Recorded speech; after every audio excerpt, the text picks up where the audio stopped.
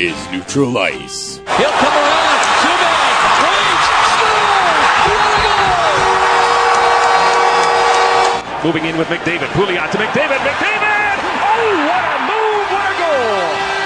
Connor McDavid. A lead pass now for Jamie Benn. He's behind everybody. He's in on Anderson to the backhand. Score! Buffalo's best hockey show every Monday night.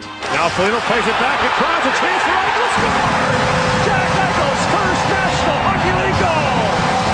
Now Fickler shoots. Oh, what a save by Carey Price. Monumental. Drops it to Richards. Across the cage. He scores!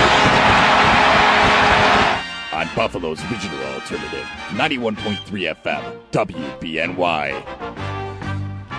Good evening, everyone. 91.3 FM, WBNY, and Neutral Ice here as Brayton Wilson and Frank Arcury are here with you today. We got a lot to talk about once again. We're here for an hour and a half today. We're going to talk some playoff hockey. We're going to talk some Sabres hockey. We're also going to talk some NHL awards going into the end of the season. Well, we're going to start out here by giving you our phone number. If you want to call in with your take, 878-5104 is the number, 716 area code. Of course, you can also hit up our show on Twitter at NeutralizeWBNY. You can also hit myself, Brayton Wilson, at BJ Wilson, WGR. And then you can also hit Frank Arcury at Frank Arcury. Just an update right now from Game 3 of the Flyers and Capitals series. Washington and Philadelphia are tied 1-1. With about 10-15 left to go in the first period. Philadelphia getting out to a quick 1-0 lead thanks to a Michael Raffl goal 57 seconds in, and then Marcus Johansson tied the game later on. So let's start off with the playoffs. They've been very good so far. Yeah. I would say they're pretty good. But they've been marred by the Coach's Challenge rule. I think that the Coach's Challenge has taken over the storyline of this year's playoffs for all the wrong reasons. Because there's been 2 games in particular where there's been a Coach's Challenge that has just made people want to rip their hair out. Because just it's so frustrating that these calls are being overturned for just minuscule little things. For example, Game 2 of the Blues-Blackhawks series, Chicago won that game to tie the series at 1. However, St. Louis thought they had the lead. Tarasenko had scored a goal, really, really nice goal, just a quick snapshot that beat Crawford. They were up 2-1 with about, I think it was like less than 7 minutes to go, less than 8 minutes to go, something like that. And Joel Quenneville, head coach of the Blackhawks, challenged the play for offsides. And it was offsides. Granted, this was offsides, but by just literally an inch. Not even that, probably. Yuri Latera's skate was in motion, and it looked like it just came off the ice a little bit before the puck crossed the blue line. Which, I don't know. I don't know what to say about it because, yes, technically it's offsides, but come on. It's a close call. Why would you let something like that dictate how you decide a game? I just don't get it. I don't get why the NHL thinks that they need to put in all these coaches' challenges and offsides challenges. The other game was the last night's game between the Islanders and the Panthers, Game 3. The Panthers had scored to go up, I believe it was 3-1 at the time that they were going to go up by? 3-0, I think. 3-0, okay. Are you're talking about Aaron Ekblad's Yes, goal? Aaron Ekblad's goal. It would have been 3-0, yeah. And this one, I absolutely don't get. I don't get it at all. Jonathan Huberdeau was called for offsides after the challenge. Yes. By Islanders head coach Jack Capuano. The puck is off his stick, so technically he is not in control of the puck. However, he brings the puck in over the line with his skate. Isn't that technically control of the puck when you've got it in your skates? Because, I mean, after it went over the line, I mean, Florida was able to regroup with it and then score the goal. Yeah. It just doesn't make sense to me how they can say, okay, that was offsides because it was off his stick, but he brought it in. It was redirected off his skate. I mean, the puck literally hit his skate. His skate goes over the line with the puck. That is not supposed to be an offsides, in my opinion. That should not be an offsides. I agree. But I mean, who knows what the NHL's... what is an offsides has become what a catch from the NFL. And it is bad. I mean, everybody wants to pull their hair out over what's a catch in the NFL. Does the guy coming down, catching the ball, and then if he hits the ground and he kind of just loses it, that's not a catch. Yeah. Apparently, and then 2 games later they'll say, "Oh no, that was a catch." Oh. Like there's got to be some way to make it concrete where that's offsides or that's a catch. That game last night with the Panthers and Islanders, I remember watching it, and I'm thinking, there's no way they're going to overturn that. There's no way they're going to overturn that. But then they overturn it, and apparently it was because that he didn't have control of it on his stick. And then the skate apparently is not good enough to say, oh, that's control of the puck. When the Panthers got the puck back, took it in down low, put it out in front, Ekblad was there, and then he scores the goal. It just completely blows me away. They're so minuscule. It's just by inches, by little inches. And the referees, the linesmen, when they go to review these, they literally have their little tablets that they have to look at. Those nice little fancy tablets. Yeah, they're probably the size of my notepad that I'm holding in my hand right now. And they're watching it.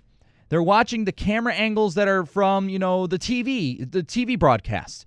They don't have anything from Toronto. They don't have any special thing like that. All they're doing is watching the broadcast, each camera angle from the broadcast, which I think, first of all, is ridiculous. I think that they should be given just specific camera angles. Whoever's running that, I don't know what you're doing, but, you just need to figure that out. Yeah. Because, you'll be watching them review it. They'll see the play, and they won't be able to, they can't slow it down. They can't, do anything with it. They're just watching it as it goes, and then they'll switch over to a shot of the coach where it's like, come on, give these guys the option to zoom in. We have the technology now. We have the technology. Give them tablets that you can zoom in, literally, if you want, zoom in. But the point of that is that it's just completely ridiculous. It's so ridiculous. I mean, it is. What the NHL needs to do is they need to figure this out, first of all. They need to fix something with the offsides challenge somehow. And it's only the offsides challenge, too, because realistically, offsides is a ref's call. It's a judgment call. Oh, absolutely. And that's always going. That's the problem with it, because when the ref sees that play as it's happening in its fast motion that it is at, usually the refs will say, if it's onside or offsides, and then that's the call. And I understand there's a human element to the game, and we all want the human element there, whether it's football, whether it's basketball, whether it's hockey, whether it's baseball. I know that baseball has gotten a lot of ridicule for their replay system, and coaches or managers, I should say, pardon me, they don't like to be coaches, they like to be called managers or skip. They like to go out there, and if they don't agree with an umpire's call, they could say, go to New York. Go to New York and look at it. So they'll go over to whoever's running the system. They'll get the headsets. They'll put on the headsets, and they'll talk to somebody in New York. Here's the thing. New York is reviewing it, not the umpires. New York is reviewing it. Yeah. Toronto needs to do the exact same thing, and I think that's what they need to do, is let Toronto handle this. If the coaches want a challenge, let Toronto handle it. Or here's another option. You know how when there's a shot that goes in and out of that back post there and comes out, and the referees sometimes call it no goal because they think it went off the crossbar or something, or it didn't go in the net. Yeah. And some of them are like, oh, no, that went in the net. Play continues, and then you hear the horn. Mm-hmm. That should be something that could be considered. When a goal is scored, and after you celebrate, the horn goes off from Toronto saying, hey, you need to look at this or you need to come see this because we think it's offsides. And then either Toronto can say that was offsides, no goal, or Toronto can say, look at it. Just take a look at it. Yeah. And, you make the call. But so instead of the coach saying that play was instead of the offsides, coach, Toronto would say. So that will take away. That'll take away the any offsides controversy. Part of It'll be the in terms of the officials, coach's challenge. the officials will be less criticized then if Toronto comes in. And I think that's what needs to happen, is that there needs to be something there where it's not just the officials making the decision on the ice. Because sure, they can make the decision right on the fly, and that's tough. I get it. I've umpired baseball games where you have to make decisions on the fly. It's a quick play. It's a close play. Yeah. You just got to come up with a play. If somebody doesn't like it, that's too bad. But now we have the instant replay. Now we have the challenge system, which it's god-awful, but still, the fact is that we have stuff now that will help the officials make the right call so we don't see another Bob Nystrom play from 1980 where he won the Stanley Cup because he was offsides and they didn't have review back then, or they didn't have challenges. Yeah. Or a Matt Duchene play from, 2 or 3 years ago? Oh, yeah, it was in the playoffs. He was way offsides, but he still scored. And Briere, too. Briere, yep. Thank you for reminding me of that. Danny Briere.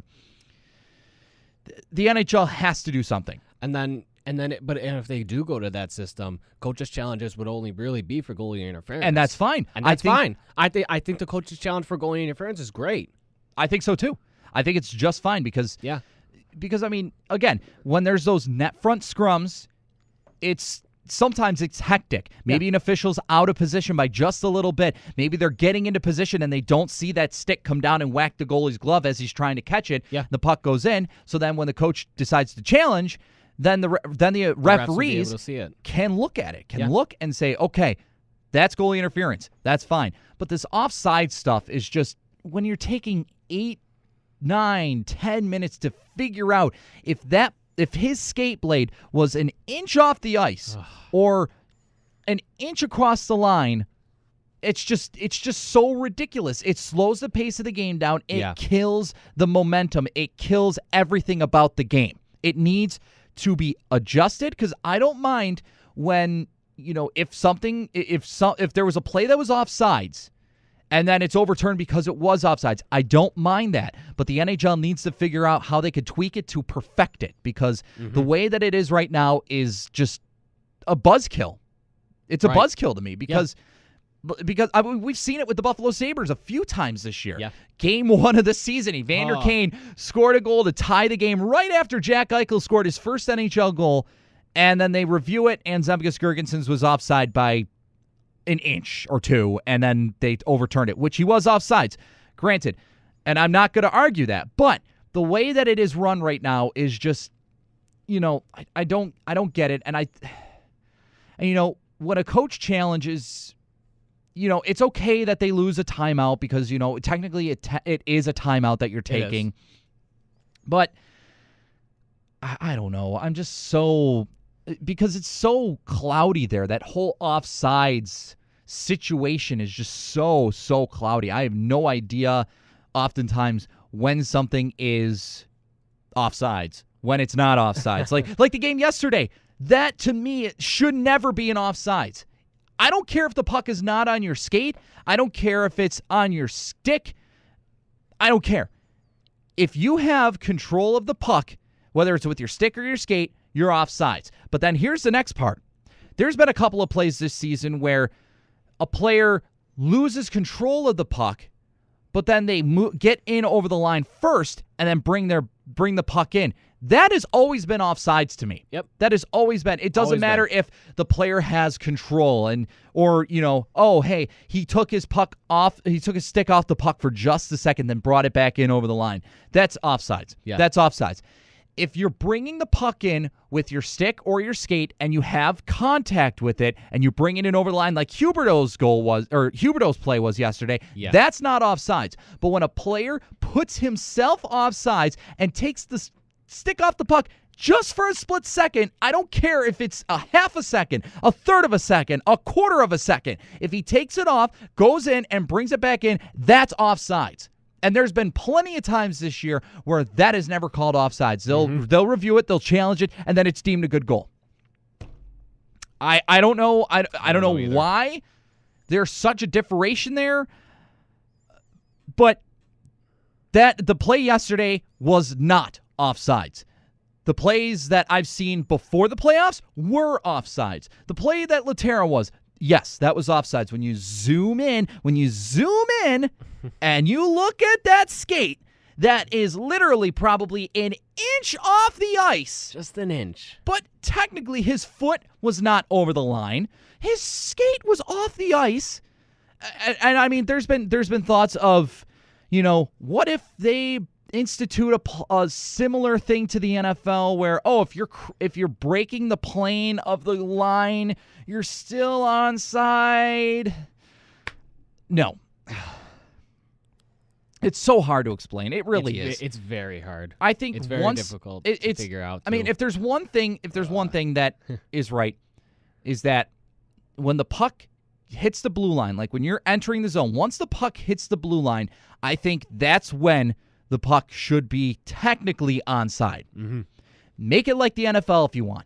Once the puck hits the blue line and a player's there, onside, offside.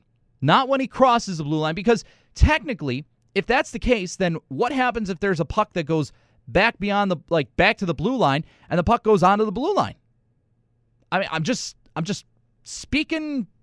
I'm just throwing thoughts out there. If you have any thoughts, 878-5104 is our number, 716 area code. You can write myself on Twitter, at BJWilsonWGR. You can also write to Frank Arcury, at Frank Arcury.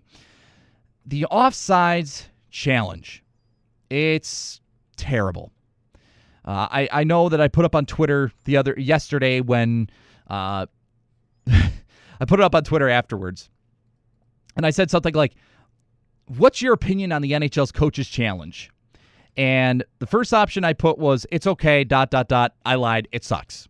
Second one, sucks. Third one, really sucks. And then the third one, shoot it to Mars. Because really, it does. It's terrible. The NHL, I'm amazed that the NHL did not do more testing to this process before they actually made it a thing this season. Like, they couldn't have done it last year during the playoffs or last year during the preseason, regular season. Like, the NFL does a great job with that. The NFL, they instituted the extra point kicks in the one preseason before last year. Yeah. And it worked out well. And then this year they said, okay, we're going to bring it in. We're going to run the whole season with it. And now it's a permanent thing where they're going to snap it from the 15-yard line, and it's going to be, a 32-yard extra point, 33, something like that. Yeah. But the NHL didn't do anything like that. They just thought, okay, this is going to work just the way it is. We've got it perfectly figured out. No, you don't. You never had it figured out perfectly. And now this comes up, and it's a crap show. It's ridiculous. It's so bad when the officials have to look at their little tablets to see if their skate was just barely over the line. Barely. Just barely. It's bad. It's really bad. It's embarrassing. It is. And the NHL really needs to figure something out this offseason. I don't know. Goalie challenges, again, we've said, that's fine. That's fine. Yeah. Leave it there. Leave the goalie challenges where they are because it serves its purpose. And I get it. Some officials aren't in the right spot at the right time. But it that's happens. on the official, though. But it's on the official. With the offsides, I can't tell you how many times I've seen officials, like the linesmen, not on the line when they call a play like that. Yeah. And I get it. Sometimes you can't be there. Sometimes there's a play that's going to interfere with you seeing that. I get it. It's fine. But the challenges are there for the sole purpose of getting a second look. But I think that the NHL just, brought in the system of like, the coaches can challenge anything. And then, we got to get it exactly right. I don't think you have to be exactly right all the time. You don't. For a play like that, for the Laterra play especially, Laterra or the play with Jonathan Huberdeau. The Huberdeau one I'm more upset about than the one with Laterra, but I'll make my point about Laterra. The Laterra play is just a play where it's like, that was a nice play to set up that goal, and you're really going to call it offsides because his skate was off the ice by an inch. Maybe not even that. I mean, he wasn't technically over the line. His one foot was, but his other foot wasn't. And then the puck went over, and then they set it up. Tarasenko scores. The Scott Trade Center goes absolutely nuts, but then the play gets called back. Chicago scores a few minutes later, and that's the game. Yep. But this last play, this last one, I don't care. I don't care if you have the puck in your mouth and you take it over the line, as long as you're in contact with that puck and you go over the line, you should be onside, unless somebody else goes offside before you. But yesterday, it was called offsides because apparently Huberdeau didn't have control of the puck, even though it was on his skate, touching his skate when it goes over the line. And if that's the case, the question is, what's control of the puck? Am I too crazy when I'm saying this, I Frank? wouldn't say so. I have experience with it too. I play hockey. I play only floor hockey, but I've seen it happen, and I've seen those calls happen as well. A lot of times refs are told if you bring the puck or the ball over the line, it has to be with your stick. If you bring it over with your foot, if your whole, it really does vary though, because a lot of refs won't call it offsides if you bring it over with your foot, as long as at least your other foot's on the line and no one else is offsides as well. If you bring as long as the ball or puck goes over the line without anybody else completely over the blue line, then the play's onside. I guess we won't ever figure it out until the NHL decides to do something about it, but Which will be never. Most likely, which is sad, but it's very sad. No, but the main message is, sorry for me just completely stuttering there. My solution for this is just have Toronto phone in or horn in when there's an offsides or it's close. Just to have the linesman take a second look, have somebody on the other line saying, okay, this is what we see. What do you see? And then if the linesman says, I don't think that's offsides, then Toronto can say, okay, if you don't believe it's offsides, then we'll let you make the call. Yeah. But I don't know. I don't know. Maybe just Toronto decides completely. Like when the puck goes in and out of the net really quickly, Toronto sees it's a goal, they just horn in, and then they say, that was a goal. That went in the net. And then the officials are just like, yep, that's a goal. I think that's a more logical thing than just challenging these stupid offsides and then having to zoom in. Because, I mean, Toronto, they have screens that are bigger than this room in here. Like, there's the screen. They have multiple screens that are just bigger than the WBNY studio multiple screens for every NHL game that's going on. Every single game. Every single night they have them on. Yeah. And they can zoom in there. They don't have to look at these little tablets. It's all in the best quality possible, too. Here's what they could get: every angle, every replay in the best quality, so they can get the right call every time. And honestly, I think that if Toronto decides they're going to have the best look at it, they have the bigger screens, the linesmen and the officials aren't going to have as much criticism as they've been getting. And not only that, but there's not going to be any controversy because Toronto's made the decision. Yeah. And then they do all their press release stuff where they release, here's why this play was called offsides. Here's why this play was goalie interference. Here's why this goal didn't happen. That's what Toronto needs to do. And the goalie interference challenge can stay. I have had no problem with the goalie interference challenge. Out of all this, we have no problem with the goalie interference part of it. I mean, there's been one game. I'm trying to remember what game it was, but I want to say it was it was game 2 of the Blackhawks Blues. Ken Hitchcock challenged a goalie interference play. Right. And, I mean, obviously, Andrew Shaw was pushed in to Brian Elliott as he's trying to put it into the net. That was fine. That's okay. I'm okay with goalie interference challenges because I think the officials need to have those second looks. Whereas the linesmen... I was sorry to interrupt you, but goalie interferences, those are tough to determine. They're tough to determine, but the thing is like, it seems like they are able to determine things much easier than in offsides. I mean, the one play that still gets me every time this year was the game against Washington and Winnipeg in Winnipeg. This was, I think, back in December, November, earlier in the season.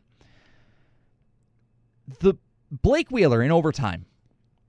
Apparently, they couldn't determine if his skate was over the line as he's entering the zone. Winnipeg goes on to win the game. They challenged it. It took them 9.5 minutes to figure out if his skate was off the ice or not. And I get they put those new cameras in on the blue lines to assist the officials. honestly, I just don't get why the officials or the linesmen should be able to determine that anymore. I don't know. I don't know either. Your thoughts are welcome here. 716-878-5104 is our number. The NHL playoffs otherwise have been really good. To recap some of the series that have, gone on so far. Currently right now in Philadelphia, it's tied 1-1 after the first period. Michael Raffl the goal for Philadelphia and Marcus Johansson the goal for the Capitals. Washington leads that series 2-0. The Flyers before the game made a really nice tribute to Ed Snyder. Mm-hmm. Again, we respect the passing of Ed Snyder. He was a legend in hockey.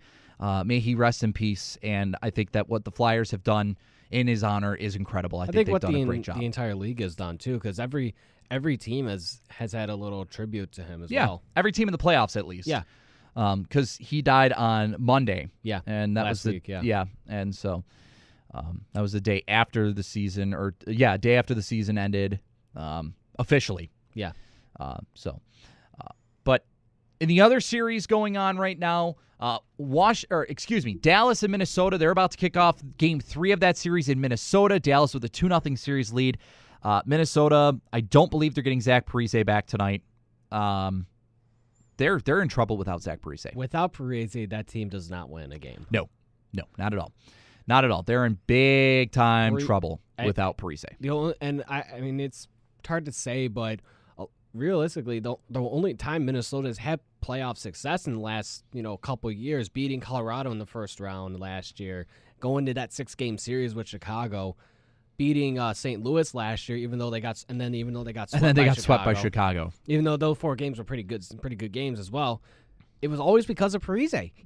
He scores the big time goals, and we've seen it on the biggest stage as well in the Olympics, 2010. Mm-hmm. He scored the tying goal with was it like 15 seconds left in the third? Oh, it was shorter than that. I think it was like 8.9 seconds left. It was something. Yeah. Big news coming out of Dallas for this game. Tyler Seguin will not play today. Yes. He did play Game 2. He played like 7 minutes in the first period, and I think from there he didn't get as much ice time, but he wasn't needed because Dallas is just a much better team than Minnesota. So why play Tyler Seguin?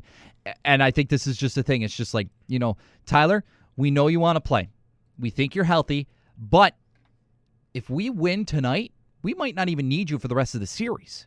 Yeah. And I don't think Dallas needs him for the rest of the series. Rest him until the second round when you've got to play either Chicago or St. Louis. That's when you really need Tyler Seguin. Oh, you don't need him for the Minnesota. You got Jason Spetz out there. You've got Jamie Benn out there who have been playing on fire in the past 3 weeks of the season. Yeah. In the regular season and now into the postseason. They've both carried the play over. They are just fantastic players. Seguin played 15 minutes and 40 seconds time on ice in Game 2. Yeah. He's just resting his ankle that he injured. He had a 15% tear of his Achilles tendon. Yes. Which, if you're on Twitter and you follow him and you saw that picture, I saw it. It made me a little squeamish. I don't know how some people are, but if it made me squeamish, then if you're anywhere squeamish, then don't look at it.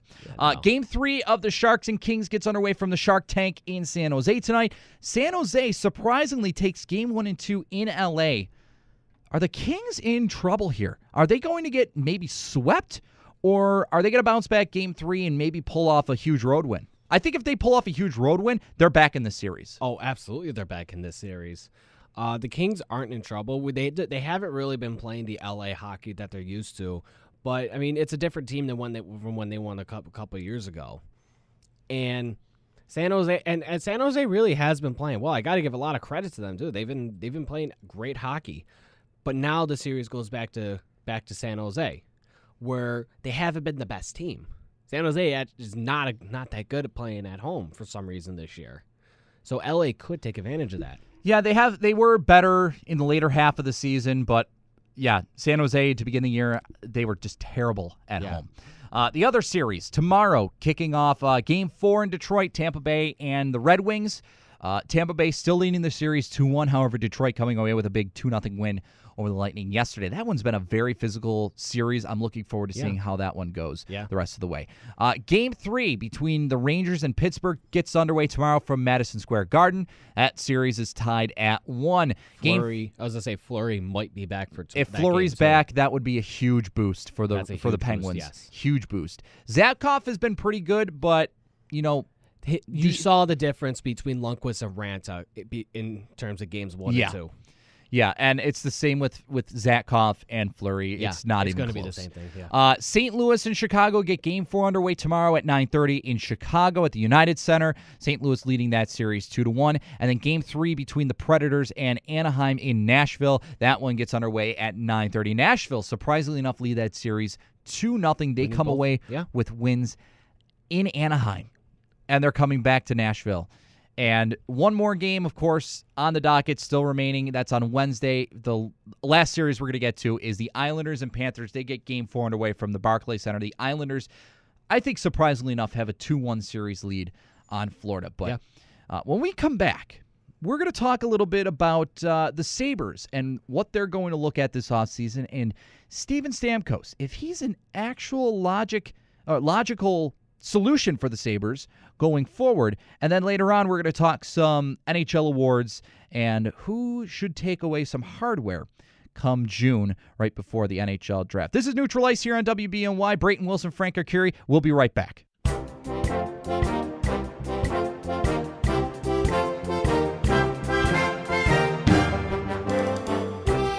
Oh, that tune. We love to hear that tune all the time. The Hockey Night in Canada theme. It's one of the best hockey-themed songs in history.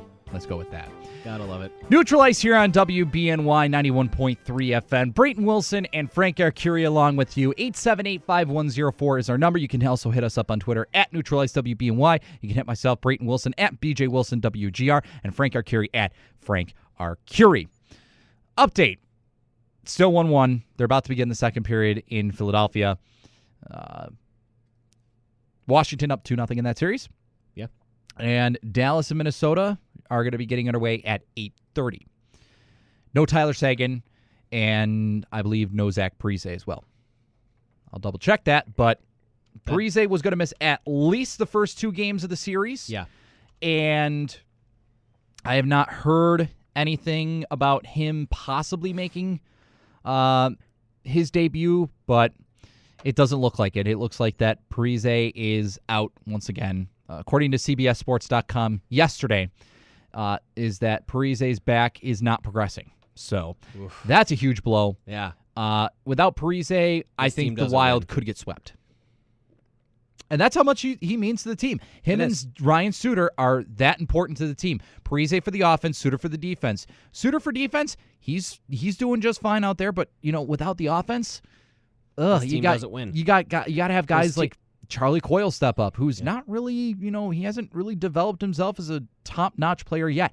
Another guy that needs to step up is a guy like, Mikael Granlund. Granlund this year's had a just year. I haven't been impressed with him. I've seen quite a few Wild games, and there's just been guys on this team that have been just so inconsistent with their play. And Zach Parise is one of them that is not inconsistent, and without him, Minnesota's in trouble. They are in serious, serious trouble. Huge trouble. Yeah. So, all right, 878-5104 is our number here if you'd like to phone in with your opinion. Let's transition over to the Buffalo Sabres. The Sabres, of course, ending their season last week, Saturday last week, not this past Saturday, but the Saturday before that, with a overtime win against the Islanders. It's a great way to end a season. And now, as they're going into the offseason this year, they have an interesting situation. Jack Eichel, Sam Reinhart, they're going to be going into their second year. We hope that both players are going to grow from what they did this year and be even better. And there's going to be some cap space for the Sabres that, plenty of it. Yeah, plenty of it that Buffalo could use to attract some notable names out there. One of the notable names, by the way, is Drake Caggiula from the University of North Dakota. He was a senior. He's now a college free agent. Just an update on him. He is in Philadelphia tonight taking in the Flyers game. He's there for his visit with the Flyers. That's one of the teams he's been reportedly interested in. I know Chicago's also been interested on him. And Buffalo, of course, is on that list too. I don't think he's ruled out Buffalo yet. I mean, according to Tim Murray, he is still on Buffalo's radar. Mm-hmm. So we'll see about that. Not entirely sure where Drake Caggiula is going to go at this point. I mean, Caggiula, it's basically going to come down to what the Buffalo Sabres are going to offer him in terms of performance bonuses. Because I think that if Caggiula exceeds his expectations, he's going to cash in on some nice money. Right. But we'll see. We'll see what happens with Drake Caggiula. I really hope that he comes to Buffalo because I think he'd be a great addition. I think he can play instantly. Could he play on a line with Jack Eichel right away? I don't know. It also depends on if you sign Jimmy Vesey in the offseason. Buffalo can't talk to Jimmy Vesey because, of course, his rights are owned by the Predators until August 15th when he becomes an unrestricted free agent. Trying to look up some stuff here on Drake Caggiula, trying to figure out if there's any other teams besides Buffalo, Philadelphia, and Chicago that are in the running. Vancouver and Ottawa and Edmonton are the other teams reportedly involved. That's also according to Frank Saravalli from TSN. He says that Caggiula, Edmonton, Philadelphia, Vancouver, Ottawa, and Buffalo, and he says Buffalo's also in the mix. And then also Chicago. I think Buffalo's more than just in the mix. I think that Buffalo should be a heavy contender to land a guy like Drake Caggiula just because you got guys like Jack Eichel and Sam Reinhart to play with. You also got Ryan O'Reilly to play with, Evander Kane to play with. I mean, those guys aren't no jokes. They're very good players, too, along with Eichel and Reinhart. But then again, who all thought that Reinhart would play the entire season with Buffalo and put up the production that he did? I, for one, did not. I thought he was going to stay in Rochester and play right away and play down there and then come up halfway through the year and then get the rest of the year here. But he didn't. He exceeded everybody's expectations and played very, very well, in my opinion. So, looking ahead to next season, Ken Campbell from the Hockey News joined Sabres Hockey Hotline on WGR Sports Radio 550 on Friday. He made some very, very interesting comments about Steven Stamkos. You know, we all had that speculation that maybe the Sabres were offering the second the Lightning wanted the second overall pick for Steven Stamkos as Tim Murray was trying to trade for Stamkos during the offseason and at the draft last year. And Ken Campbell pretty much just said, you know, the Sabres were trying to trade for Steven Stamkos. So now those reports that were earlier are now pretty much confirmed that the Sabres were trying to trade for him. And he also made a lot of comments with Stamkos in general. Some of the notable ones are that Stamkos will definitely garner anywhere between $9 and $10 million, probably more. My guess would be much more. More like 12. Well, the max is 12. I don't think he's going to get the max. I mean, Toronto's obviously going to just offer him the max contract just because they're desperate. Yeah. And they can because they have. I think they're going to have more cap space than the Sabres will.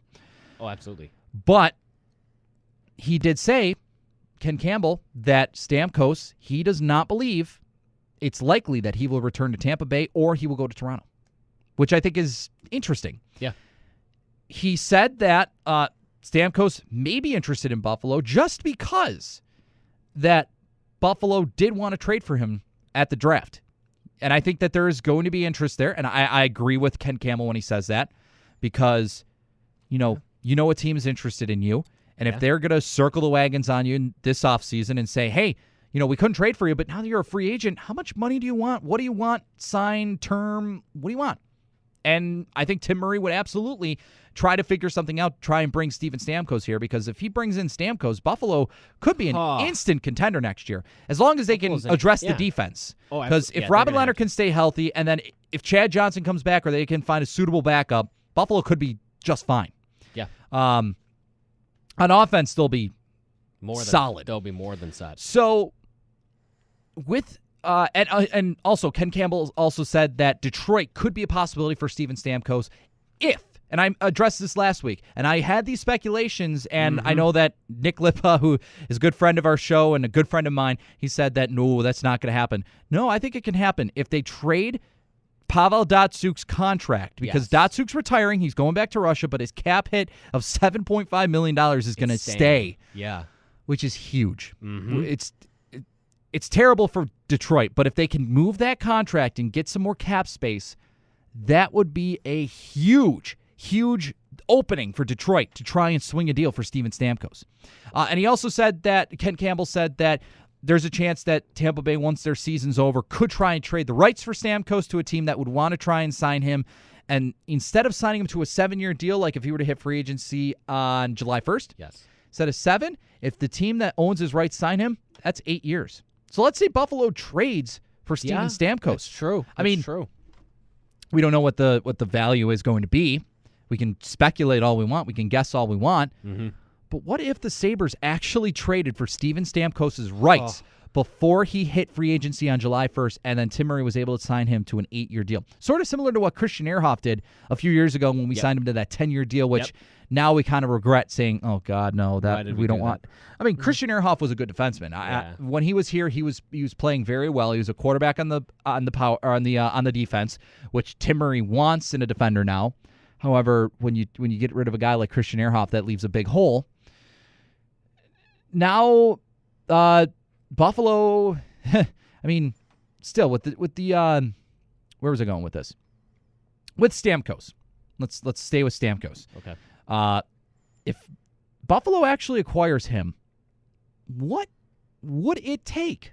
Because I mean, right now with how it's looking in the Western Conference, if Nashville beats Anaheim, that pick for Jamie McGinn's trade is going to be a third-rounder this year. Yeah. So that gives Buffalo 4 third-round picks this year. Yep. Which is incredible. Like, that's awesome to me. Yeah, I think that's great. That's great. Granted, I would love to have another second-rounder for next season, which would be as good. That would be just as good, but no. But, I mean, you've got Buffalo's, you got your own third-round pick. You got Dallas's third-round pick. You got St. Louis's third-round pick, and then you could have Anaheim's third-round pick this year, which you could use. At worst, you have Anaheim's third-round pick. Yes, which you could use to trade to get a guy on your roster right now. Or you could trade up in the draft. Mm-hmm. Package something to trade up into the draft, whether you're trading up into the second round, first round. Yeah, so you could trade 2 of those third-round picks and trade right back into the second round if you want. Yeah, and I mean, the direction that it seems like the Sabres are going right now is forward. Tim Murray last week at the end of the season press conference was saying, he wants a power play defenseman or quarterback defenseman. Yeah. I always get that mixed up. Power play quarterback, power play defenseman, whatever. It's a quarterback defenseman on the blue line. I got it right that time. Yeah. I just go power play quarterback. Yeah. But he wants to get one, but he said that in the draft, it's not likely they're where they're at right now. Yeah. Unless they win the draft lottery, but then again, they're going to take one of the 3 forwards that are right at the top. Wherever there'll be 1, 2, 3. Unless they have someone fall to them like a Jacob Chikrin. Yeah. If Jacob Chikrin falls to 8, 9, wherever Buffalo ends up picking after the draft lottery. It could happen, too. It could happen. It could be a situation where Buffalo says, we can't turn this down. We have to take a defenseman like Jacob Chikrin here. Because Chikrin has been said to be the best defenseman in this draft. And not only that, but he could be the best defenseman since Aaron Ekblad. And Aaron Ekblad is turning out to be one heck of a defenseman with the Panthers right now. He's very good. He's pretty good. Pretty good. He's very good. I would have loved to have drafted Aaron Ekblad. Absolutely. But going back to the 2014 draft, I fully, firmly believe when Tim Murray says, if we had the first overall pick, I still would have taken Sam Reinhart. I completely believe him 100% on that. But anyways, going back to Stamkos' issue. Let's say the Sabres trade for him, and you can package whoever you want. You're definitely not getting rid of Jack Eichel now because we know his value, what he's going to mean to this team. You're not going to trade Sam Reinhart. I'm sure Tampa Bay is going to ask for, a good value back in return for his rights, whether it's draft picks, whether it's, what have you. Mm-hmm. And there could also be conditions to it. Yeah. There could be a condition where, okay, let's say that after the trade, you sign him right before free agency opens. You sign him before free agency opens. Maybe it's a pick next year. Here's a possible trade. And if you want to join in here and you want your opinion, 878-5104 is our number. You can also tweet us at BJWilsonWGR or at Frank Arcury. Here's something that I think could be very, very plausible for Buffalo. Let's say Buffalo trades for the rights to Steven Stamkos. And let's say they do it, I don't know, at the draft, 2 days before the draft, or 2 days after the draft, 2 days before the draft, whatever. Let's say they do that. Buffalo acquires his rights for a conditional second rounder next year, and I don't know, maybe throw in a little extra in there. Maybe throw in a roster player that you have restricted free agent rights to, whether it's, I don't know if you want to throw Zemgus Girgensons in there. You could. Maybe it's a little too much. Maybe a Marcus Foligno. I don't know what Tim Murray's going to want to see or what Tampa Bay is going to want. But let's say the Sabres trade them the conditional second-round pick, and then Buffalo signs him before July 1st. Okay. Or there's some other incentive. Maybe he scores over so many points in next season that if that happens, then the second pick, the conditional second pick, becomes a first-round pick next year. And I think as long as Tim Murray firmly believes that this team is a playoff team next year, if he can acquire the people to make this team a playoff team next year, I would tell Tim Murray, make that trade. Because if you make the playoffs, then that first-round pick, yeah, it's going to hurt a little bit because you're going to get another prospect that's going to be potentially a good prospect down the road. But you're acquiring a guy like Steven Stamkos right off the bat who can instantly make your offense a dangerous powerhouse. There's a big chance that player that you would draft next year in the first round isn't going to be a Steven Stamkos player. Oh no, that's exactly unless your team you could take that chance.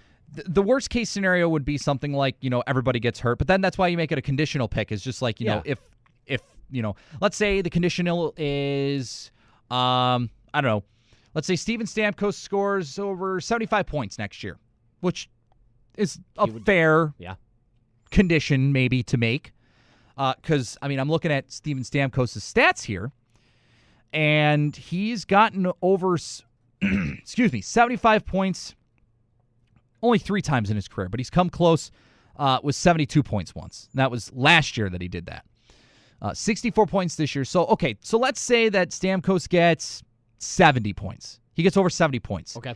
And maybe something like and the Sabres make the playoffs or something. He gets 70 points in the regular season and the Sabres make the playoffs. Okay. Then that pick becomes a first-round pick. And I would be completely fine with that. Yeah, I would be fine with that 100%. I don't care if the Sabres are a wild card team. I don't care if they're the top of the division, which, again, we've said this, and I know that a lot of other people have said this. Next year, the Atlantic Division might be up for grabs for anybody, really.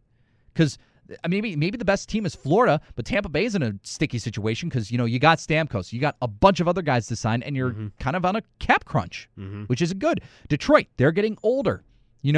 Pavel Datsuk's retiring next year. They're not going to be the same team that they've been for the past, 10 years with him. They're not.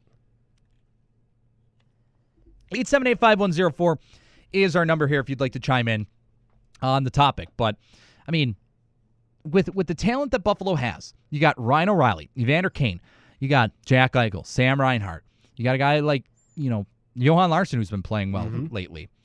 If you had Steven Stamkos, yeah, that's going to be very good. And then let's hypothetically say the Sabres win one of the top 3 picks. Okay. There's another NHL player you're going to get. Yeah. Young, stellar NHL player who's going to produce points for you, whether it's Jesse Puljujarvi, whether it's Patrick Laine, or whether it's Austin Matthews. Yeah.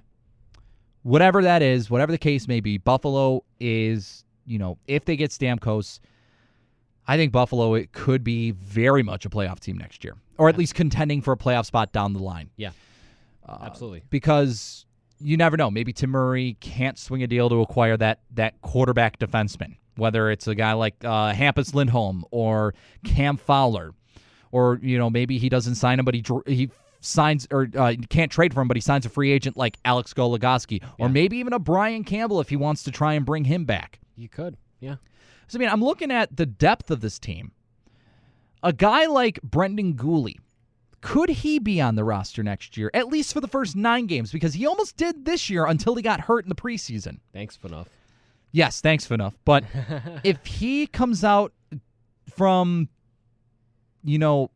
the training camp and development camp and does what he did last year and stays healthy, he could possibly get his 9 games. And if he plays well in the first 9 games, maybe he sticks the season here.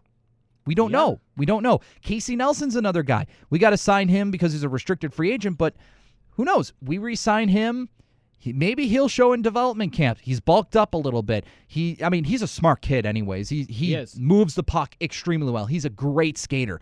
He's calm, cool, collective. Like him and Mark Pezic are very much identical players on the ice. Mm-hmm. And from things that I've heard is that Casey Nelson is going to be a very good player. From people I've just been listening around, there's been some other people that have said that, like Casey Nelson, a lot of people regarded him highly in the draft, that it's just going to be, he's going to be a very good player. Yeah, he would. But, I'm also looking at, I'm looking at defensemen here. First off, Gooley, you got Casey Nelson that you have to re-sign. Real quick. Mm-hmm. Oh, we got a goal. We got a goal. It's Alex Ovechkin. Yes, Ovi. Just wanted to use call. the Capitals Good goal call right on that. Good call on that. I like that. But now it's 2-1. Yes. In favor of the Capitals. Wow, what a shot that was. What a shot. I'll watch it later. It's so good.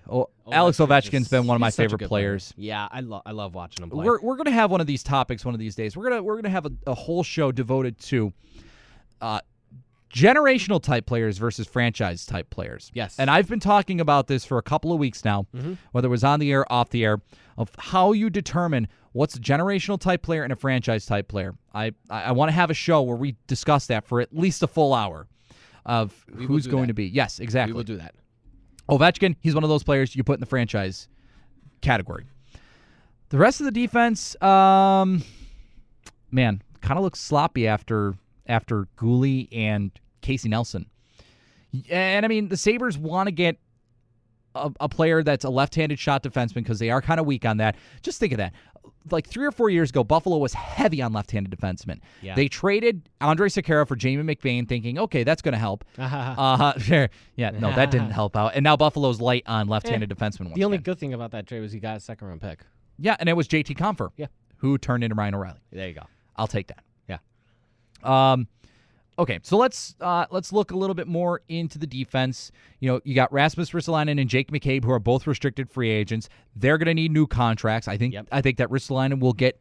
Ristolainen's going to get a little more than what Morgan Riley got. Morgan Riley just got $5 million for 6 years. 6 years. Risto's probably going to get that. Get that or a little bit more, or at least 5.5. I think, honestly, 5.25 to 5.75 is the range for Risto. Yes. He's not a $6 million defenseman, and he's definitely not a $5 million defenseman. Exactly. He's definitely much worth more than Morgan Riley. I think that Morgan Riley's a good defenseman. However, I think that Ristolainen is a very good two-way defenseman. He's a better two-way guy than Morgan Riley is. I think Morgan Riley's more offensively minded. He's more, Morgan Riley's offensive minded. Jake McCabe will get a nice little deal. He'll probably get a bridge Contract. Probably like 1.75, 1.85 mil for 2 years. Maybe the same thing Pesek got. Maybe the same, bridge.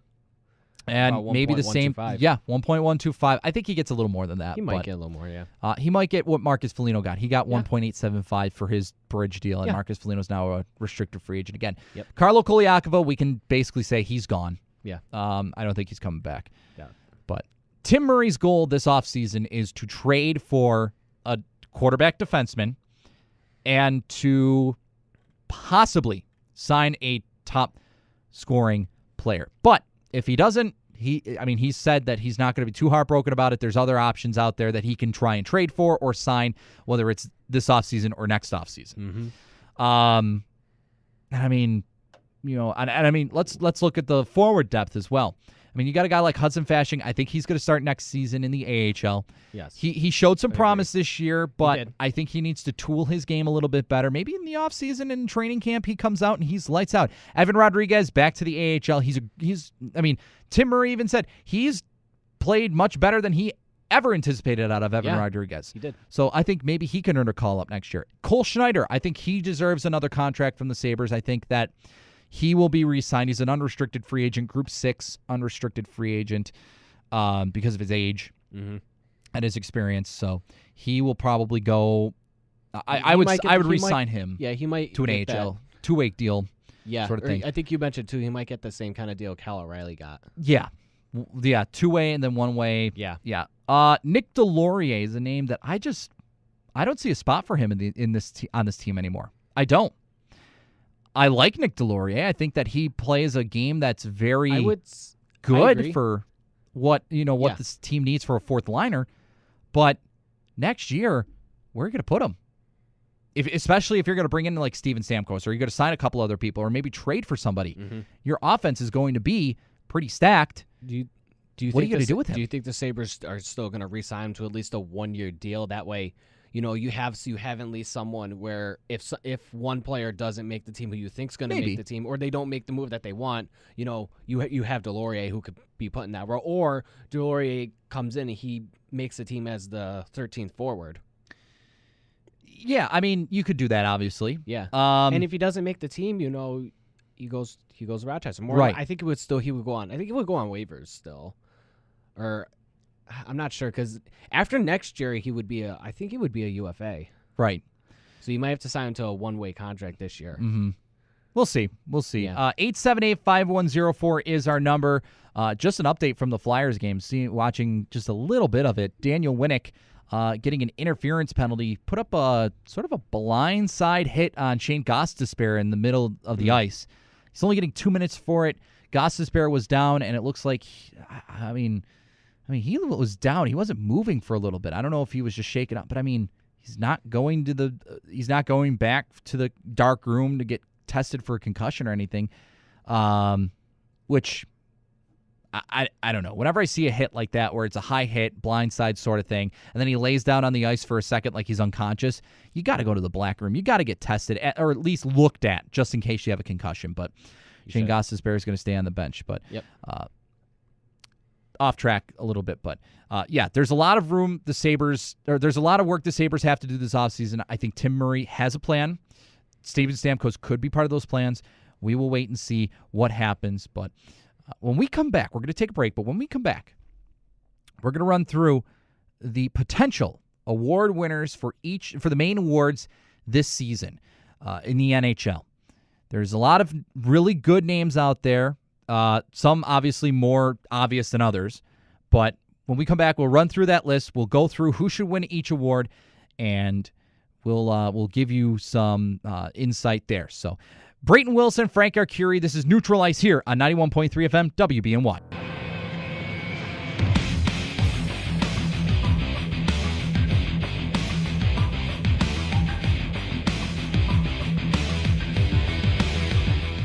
Neutral Ice here on 91.3 FM WBNY. We got about 20 minutes left to go here in the show. You still have time to chime in on whatever you want to talk about. 716-878-5104. We've talked about the Sabres and Steven Stamkos. We've talked about the Coaches Challenge of the NHL Playoffs. Now we're going to shift to the end of the season annual awards, and that will be taking place, I believe, like 3 or 4 days before the NHL draft happens. That ceremony is going to take place, of course, in Vegas, as it does every year. Maybe it's going to be a campaign for the NHL to go to Vegas, which I hope they do. I think an NHL team in Las Vegas would be a brilliant idea. So, anyways, let's run down, Frank, you and me. They basically said that the NHL's going to be going to Vegas already. It's such a smart option for them. There's no professional team there, and I think that an NHL team in Vegas would just make so much money for the NHL. I mean, they have so many events there as it is anyways. Why not just put a team there and just, go crazy? Yeah, really. Go crazy. Literally. Okay. Go crazy. All right. Let's run down some of these awards. Let's start off with probably one of the more heated trophies to be awarded, the Norris Trophy for the best defenseman of the year. And right now, I've got Drew Doughty, Erik Karlsson, and Brent Burns. They're my top 3 defensemen that should be candidates for the Norris Trophy. Drew Doughty was arguably the best two-way defenseman all season. was in the offensive zone for a ton of scoring chances, even strength. He gave up the fewest amount of scoring chances for any defenseman in the NHL while at even strength. He's a key part to the Kings' power play, penalty kill. I mean, he's their top defenseman. Yep. Everything you want in a top defenseman, Drew Doughty is. Erik Karlsson, I mean, he scored a lot of points. He has a lot of assists. 82 points. I think he leads the league in assists. Yet the Ottawa Senators didn't make the playoffs. But Erik Karlsson was probably their only bright spot the entire season. But Karlsson, granted, I think he is deserving of this trophy. He's been phenomenal. Even though Ottawa, again, missed the playoffs, and they may miss the playoffs for more than just this year, unfortunately for them. Excuse me. And then the final guy, Brent Burns. He's had time playing at forward, but he's been a defenseman most of his career. I think that he should be considered because he's been a huge reason why the San Jose Sharks have gotten as far as they have this season. The Sharks have been consistently in the playoff hunt all year in the Pacific, even though the Pacific has been just god-awful this year.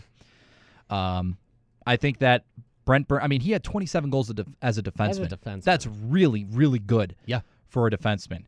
I think that he won't win. I think that it's going to be Drew Doughty that wins just because he's been so good this year. Another guy that I'd give consideration for, there's a few guys. I'd give consideration for Chris Letang from Pittsburgh. He's been good when he's healthy. He had a really good bounce-back year this year.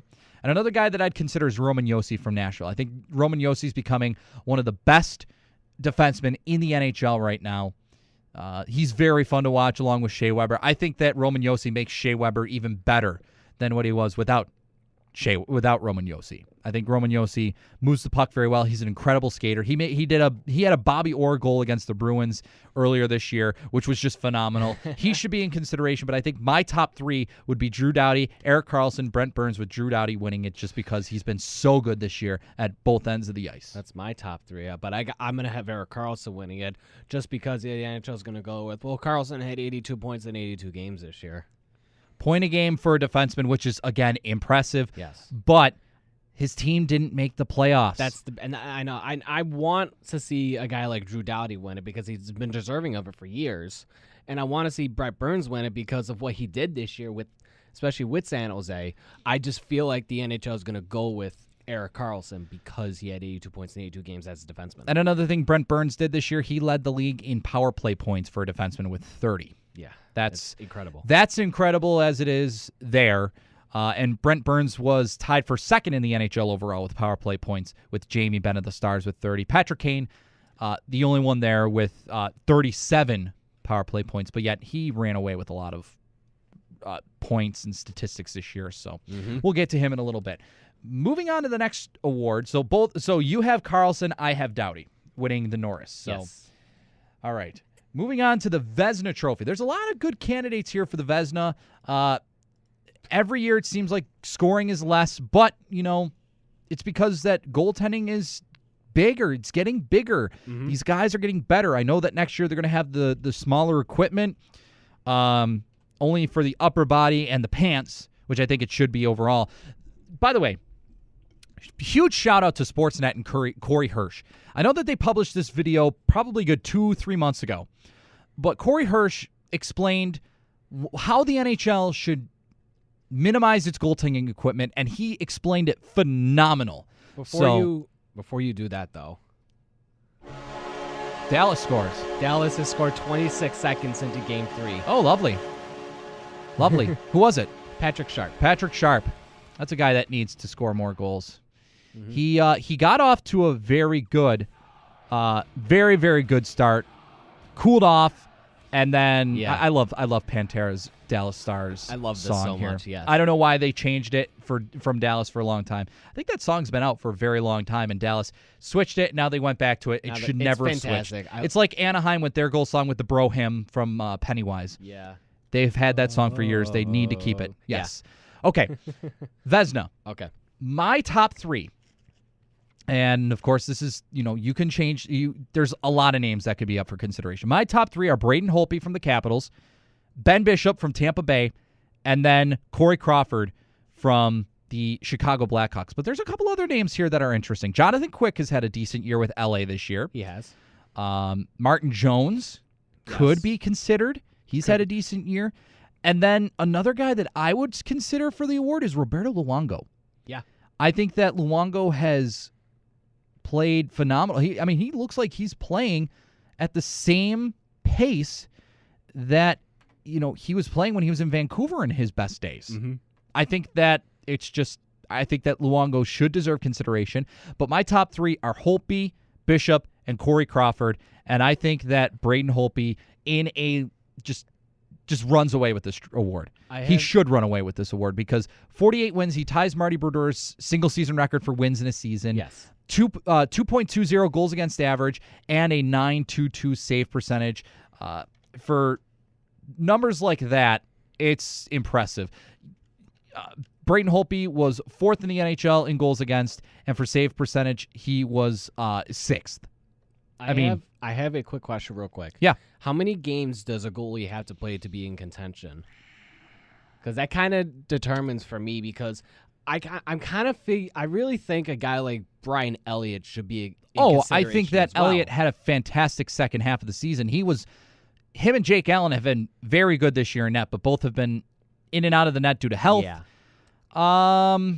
That's a good question that I should know, but I don't know how many games that they're required to have in order to be leave Elliott contending. Off my top three then. But I know I already got my top. Yeah, no, I completely agree with you though. .930 save percentage and a .207 goals against for Brian Elliott. 42 games. 42 games, 23-8 record, 28-3, 8-6. Yeah, definitely. I think that if Brian Elliott was playing a little bit more and played at the same pace he did, I think he should absolutely be contending for the Vezina. But 42 games, I don't think that's enough of a sample size to say, that's what I'm thinking too. He's the guy, he's going to be in contention. I think that it's Crawford because he really helped the Blackhawks get off to a really good start, even with the team not being as good as, losing a couple of pieces like Johnny Oduya, Patrick Sharp. They lost those guys in the offseason. To Dallas. To Dallas, yes. But, and then even then, he's got 7 shutouts. He leads the league with 7 shutouts this year. And he's got decent numbers. He's got .924 save percentage, which is good, and a 2.37, which is not bad, but it's not great. But my pick would be Brayton Holtby. He's just been phenomenal this year. He's carried Washington to where they've been right now. 66 games played. 66 of those he has started. So he has not gone into a game to support another goaltender that started before him, which is phenomenal. He's been pulled a couple of times, which what goaltender doesn't get pulled in the season? It happens. Definitely, absolutely happens. But with Holtby, though, 48 wins. I think that carries so much. And granted, I get it. He had a very good defense in front of him. The offense was scoring like crazy, but I still think that Brayton Holtby is deserving of this Vezina trophy this year. My top 3 is Brayton Holtby as well, Ben Bishop, and Corey Schneider. I think Corey Schneider is deserving of this as well because of how much he carried that New Jersey team this whole season. Yeah, and again, it's one of those things where it's like he carried that team. He had a great season as well. He played 58 games. He won 27, 25, and 6, yes, but he had a 2.15 goals against and a .924 save percentage. Yeah, and that's stellar numbers. Those are some very stellar numbers. And even though he had a below 500 record, he was still consistent all year long. He consistently kept New Jersey in the playoff hunt until he got hurt. So as soon as Schneider went down, the Devils team went down. So who do you have winning? I have Ben Bishop winning. You have Ben Bishop. Okay, I won't argue that because of his play this year. I think he was better. I think especially later half of the year, he was better than Holtby. Holtby struggled throughout after the All-Star break. Holtby was run away the best goalie going into the All-Star break, and then afterwards he slowed down. And he wasn't as stellar as what he was, but he still had great numbers. You can't doubt it. He had 48 wins this year, tied Brodeur. Fantastic. And then Ben Bishop goes 35-21-4, but he has a 2.06 goals against and a .926 save percentage. All right, I think we. And he had 3 more shutouts than Holtby as well. Yeah. But again, we won't know who's going to win and who's going to even be in contention until they announce the finalists. Which who knows when that will be? The NHL never really sets any of those precedences or announces anything like that. Okay. Jack Adams Trophy, Coach of the Year. Okay. There's a lot of names here you can consider for Coach of the Year.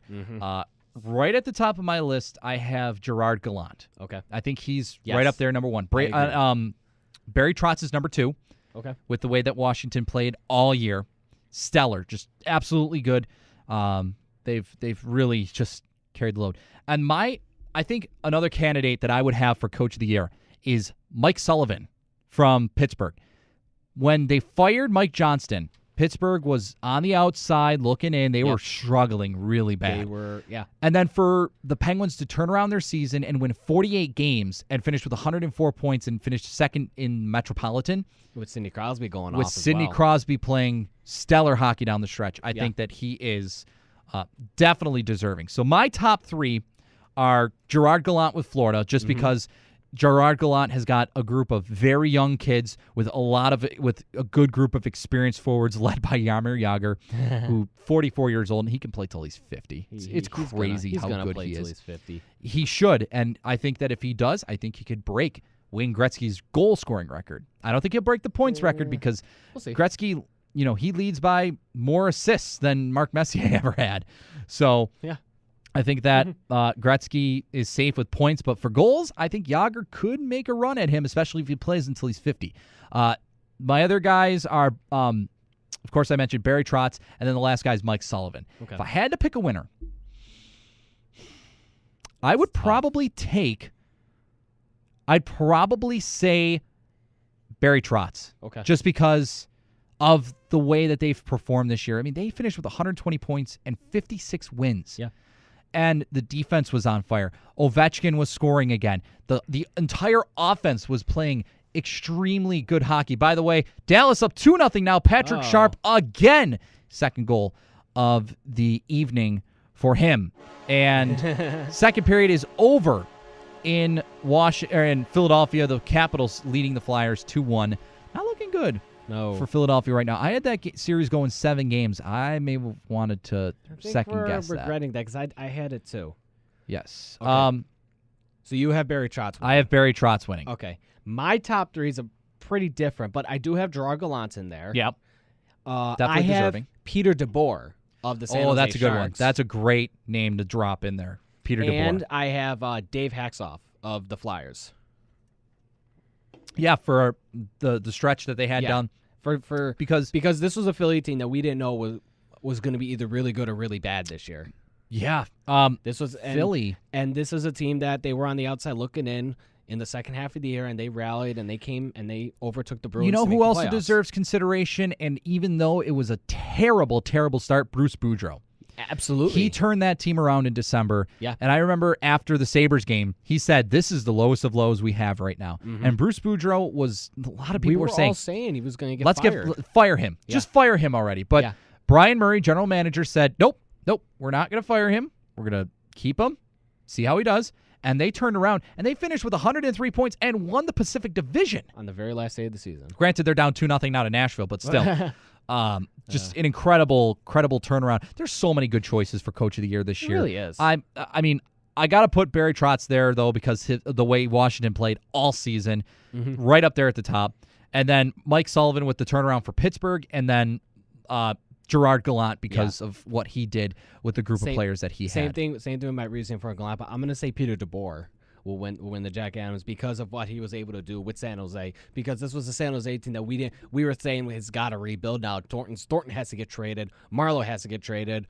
And that may not be so anymore. Yeah, may not so anymore. And especially with Martin Jones, with getting a guy who's never started in the NHL before as a number one, and he plays pretty well. And then the whole team starts playing well. Altogether, Brett Burns has an amazing year. Joel Thornton was looking like the Joel Thornton of 10 years ago. Marlowe was pretty down this year, but he still had a solid year. Couture was hurt most of the year, but when he was in the lineup, he produced. Joe Pavelski was excellent as his first year as a captain. And absolutely. The San Jose team's in the playoffs, and now they're up 2-0 on the Kings. Plenty of good choices. It's going to be interesting to see who's actually going to finish in the top three. Absolutely. We'll find that out sooner or later. Calder Trophy. This is the one's most been wide open trophy ever. Lots of good rookies this year. Of course, we all know Jack Eichel. He's pretty good. Eichel's pretty good. Connor McDavid had a pretty good year. Yeah, Connor McDavid. And then there's, of course, Artemi Panarin. Yep. And then there's Shane Gostisbehere. Those are my top. And then Dylan Larkin. Dylan Larkin was there. He's still there because it's Detroit. It's Detroit. They still made the playoffs, and he led the team in goals. Yeah. But here's the thing with Dylan Larkin. He had such a hot start, and then he cooled off for at least a good month. He did. And then came back and finished the season on a good note. But Jack Eichel, after a rough start, I mean, it wasn't even that really rough. He just looked like he was exhausted. And then Christmas break came, and then after Christmas break, he took off. He did. Took off like a rocket. He was just on fire, playing best hockey of his career, his early career at least, and posted 56 points, finished second in rookie scoring. Yeah. And it's amazing to me that he's not even in consideration. Like the one night they were doing NBC, and he wasn't even on the voting for Rookie of the Year because Dylan Larkin apparent. But my final three, unfortunately, Artemi Panarin is going to be there. I don't think he should be eligible because he had 5 years of experience playing in the Continental Hockey League. Yeah. I don't think he should be in consideration, but he'll be there. I think McDavid's going to be number 2, and then Shane Gostisbehere is going to be number 3. Eichel will be 4 or 5. I don't know. But I think that Artemi Panarin is going to win. I would choose Shane Gostisbehere because of the way that he came in and lit up the Flyers, like lit a fire underneath the Flyers, and then everybody turned around and started playing really well. He had that point streak too. Oh, he had 15 games, right? Yeah, 15 games. Having set the rookie record for points in consecutive games. Yeah, and I would still say Panarin just because points. He played on a line with Patrick Kane. He's with Chicago. Yeah. I would give it to Gostisbehere, but I think Panarin's going to win. Yeah, I'm going to have my top 3 also is Panarin. I also have Gostisbehere, and I'm also going to have Eichel in there because because of his second half, and the difference between him and McDavid was Eichel played a full year. I think that's going to be put into some consideration. Yes, McDavid was a point-a-game player, but he still missed half the year with his broken clavicle, and that, I think so that means, realistically, we didn't get a full McDavid this year, and if McDavid played a full year, he would have had 85 points. Yeah, and honestly, McDavid, and he would be the runaway. Oh, he would absolutely be the runaway if he was able to play all 82 games this year. I think that's the difference between him being in the top 3 for the Calder and him not. I would have him at 4 because of that. Yeah, and then Larkin at 5. Yeah, but I want Gostisbehere to win it too. But I think Panarin's going to win it. Yep, I completely agree. I think Panarin is the odd-on favorite to win it. All right, we're running out of time, so let's get to the last one, the Hart Trophy. There's a lot of names here as well, MVP. But I think there's only one name, and I think we can both agree on this name. Patrick Kane. Patrick Kane, yes. No doubt about it. No doubt. He ran away with the scoring title this year. Yes. 106 points in a full 82 games. When last year he broke his clavicle, was out 12 weeks, came back and helped Chicago win the Stanley Cup. This year, he lit up the NHL. He did. He had 1.29 goals or points per game. He led the league with he was second in the league in power play goals, led the league in power play points with 37. Yep. And he was second in the NHL, tied for second in game-winning goals with 9. And he was 5th in the NHL in shots. But he led the league in shooting percentage at 16%. But I don't think there's any doubt here. Patrick Kane is your winner of the Hart Trophy. No doubt about it. The top 3, however, I think is going to be Patrick Kane, obviously because we have him winning. Sidney Crosby, especially for the second half he had. Yep. And I'm going to say Jamie Benn. Yeah, I agree. Top 3 right there. Patrick Kane, Jamie Benn, Sidney Crosby. Those are your top 3 scores. Yep. Joe Thornton should get some serious consideration. He really should. Because he was just one part of that San Jose Sharks team that just was unbelievable this year. Yeah. But I just think that it's not going to be enough. I think that your top 3 are obviously Jamie Benn, Sidney Crosby, and Patrick Kane. And Patrick Kane still is going to run away with this. Would you have Brayton Holtby as at least number 5? You could make some consideration for that. Yeah. Maybe even Alex Ovechkin if you want to throw in a name in there. Just curious. But nope, I completely agree. Patrick Kane 100%, and then Jamie Benn and Sidney Crosby. Sidney Crosby will give Patrick Kane a run for his money. I think that Crosby will finish second and Jamie Benn will finish third. Yeah. Ben had a very consistent year all year, whereas Crosby lit it up down the stretch, helped Pittsburgh get to that second spot in the Metropolitan, and just really played it. Just unbelievable. He showed that he's truly an MVP type player in the final 40 games of the year, 35 games of the year. Unbelievable finish for Sidney Crosby. Finished with 85 points when he didn't score a goal for like the first 7 games or something like that. It was just crazy for Sidney Crosby to make that kind of turnaround. Good show today, Frank. Good show. Thank you. We'll be back next week. With the way things are going right now, we don't know if we're going to be on at 7:30, 7, 8 o'clock. It's always going to be different for Neutral Ice, but we will be here. Depends on what's going on with the offseason. Absolutely. We will be here. We will be here to run the show and give you all the latest from hockey. We're going to come up with some more talking points next week. The playoffs will still be going on. So you can always phone in us every Monday. 878-5104 is our number. Twitter, you can follow the show on Twitter at NeutralizeWBNY. Frank, you can follow Frank on Twitter at Frank Arcury, and you can follow myself, Brayton Wilson, at BJ Wilson WGR. Thank you for tuning in to Neutral Ice. We will talk to you again next week right here on 91.3 FM WBNY.